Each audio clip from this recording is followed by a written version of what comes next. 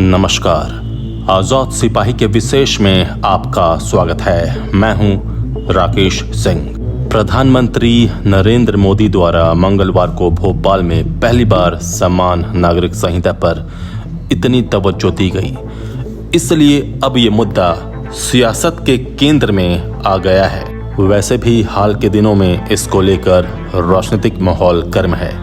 एक ओर जहां देश की बहुसंख्यक आबादी समान नागरिक संहिता लागू करने की बात कर रही है, तो वहीं अल्पसंख्यक वर्ग इसका विरोध कर रहा है। चूंकि समान नागरिक संहिता भाजपा के प्रमुख एजेंडे का हिस्सा है और केंद्र सरकार अनुच्छेद 370 और 3 तलाक जैसे विवादित मुद्दों को खत्म कर चुकी है, तो ऐसे में ये माना जा रहा है कि आज नहीं तो कल मोदी सरकार यूनिफॉर्म सिविल कोड लाने की पहल कर सकती है।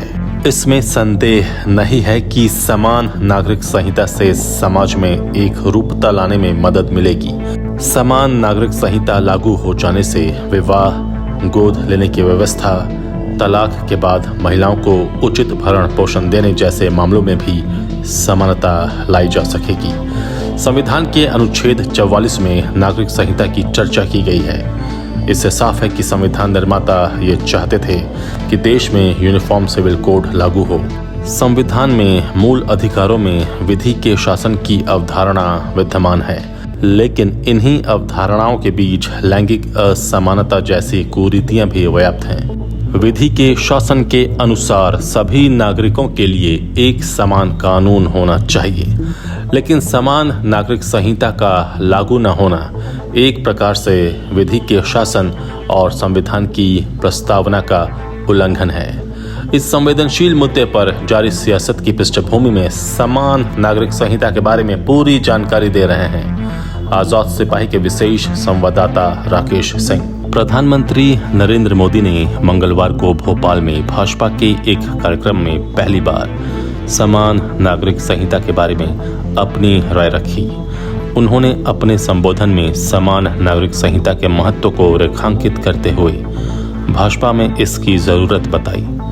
हालांकि पीएम के संबोधन से पहले से ही ये मुद्दा देश के सियासी माहौल में छाया हुआ है, लेकिन अब ये केंद्र में आ गया है। अब इस बात की संभावना बन गई है कि भाजपा अपने इस चौथे वादे को अगले कुछ महीने में पूरा करेगी। भाजपा के 3 प्रमुख वादे राम मंदिर, धारा 370 और 3 तलाक पूरे हो चुके हैं। इसलिए समान नागरिक संहिता पर उसके हाल के रुख को देखते हुए ये अनुमान लगाया जा रहा है कि वो इस वादे को भी 2024 के चुनाव के पहले पूरा करेगी। भारत के 22वें विधि आयोग ने हाल ही में सार्वजनिक और धार्मिक संगठनों सहित विभिन्न हितधारकों से समान नागरिक संहिता पर नई सिफारिशें आमंत्रित की। चूंकि इस विषय पर पिछले विधि आयोग का परामर्श दस्तावेज 3 वर्ष से अधिक पुराना था, इसलिए पैनल ने नई सिफारिशों का अनुरोध किया। विवाह, तलाक, विरासत, भरण पोषण और गोद लेने जैसे विषयों में समान नागरिक संहिता देश के लिए एक एकल कानून के गठन का आह्वान करता है, जो सभी समुदायों पर लागू होगा।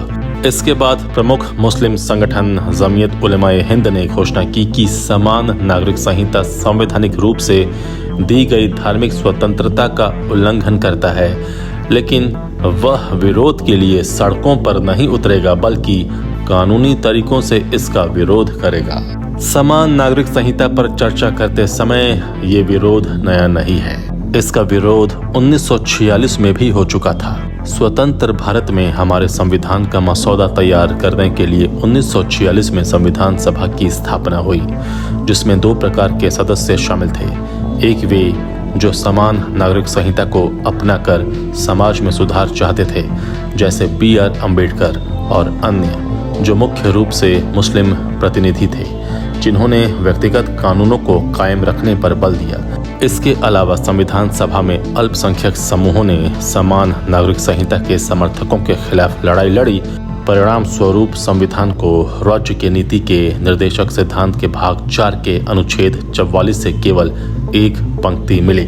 समान नागरिक संहिता पर सबसे अधिक चर्चा राजीव गांधी के शासनकाल में हुई।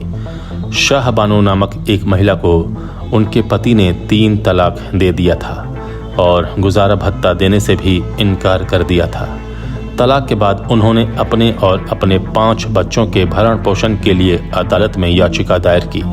सुप्रीम कोर्ट ने अखिल भारतीय आपराधिक संहिता की पत्नी, बच्चों और माता पिता के भरण पोषण प्रावधान धारा 125 के तहत उनके पक्ष में फैसला सुनाया, जो धर्म की परवाह किए बिना सभी नागरिकों पर लागू होता है। कोर्ट ने यह भी सुझाव दिया कि एक मानक नागरिक संहिता स्थापित की जाए। इसके बाद शाह बानो के पति ने सुप्रीम कोर्ट में एक अपील दायर की, जिसमें दावा किया गया कि उन्होंने अपनी सभी इस्लामी कानूनी आवश्यकताओं को पूरा किया है। कोर्ट के फैसले के बाद देश भर में विरोध प्रदर्शन और आंदोलन हुए।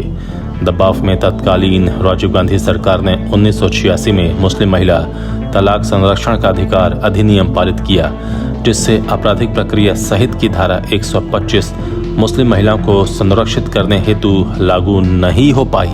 समान नागरिक संहिता सभी पर लागू होता है, चाहे वो किसी भी धर्म का हो।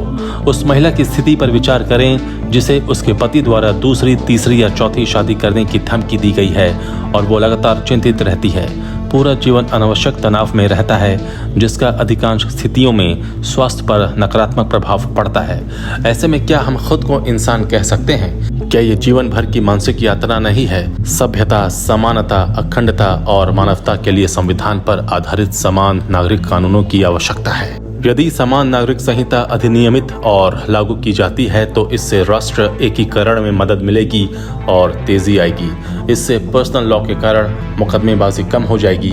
ये एकता की भावना और राष्ट्रीय भावना को फिर से जागृत करेगा और ये किसी भी बाधा का सामना करने के लिए नई शक्ति के साथ उभरेगा और अंततः सांप्रदायिक और विभाजनवादी ताकतों को हराएगा। आजाद सिपाही के विशेष में अभी इतना ही। आप हमारे इस YouTube चैनल को जरूर सब्सक्राइब करें और भी अधिक खबरों के लिए पढ़ते रहिए अपना लोकप्रिय दैनिक अखबार आजाद सिपाही। धन्यवाद।